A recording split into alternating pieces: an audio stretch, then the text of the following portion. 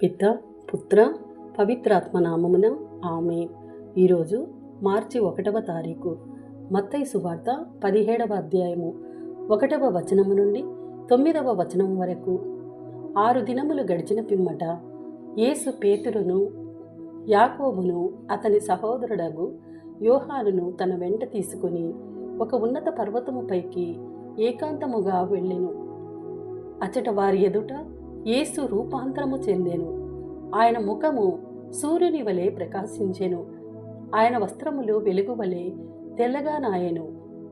ఆయనతో మోషే ఏలియాలు సంభాషించుచున్నట్లు వారికి కనపడిరి. అప్పుడు పేతురు, ప్రభు, మనము ఇచ్చట నుండుట మంచిది.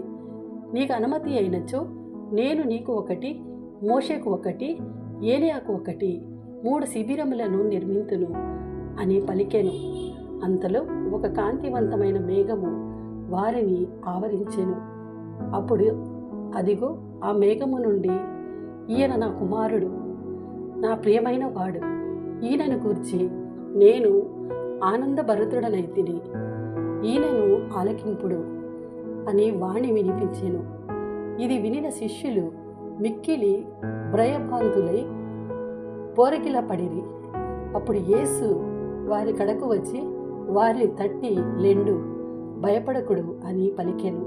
అంతట వారు కనులెత్తి చూడగా వారికి యేసు తప్ప మరెవ్వరూ కనిపించలేదు.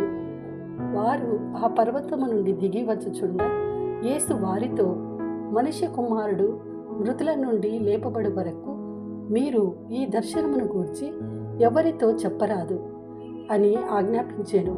ఇది ప్రభుని వాక్కు. సర్వేశ్వరునికి వందనములు.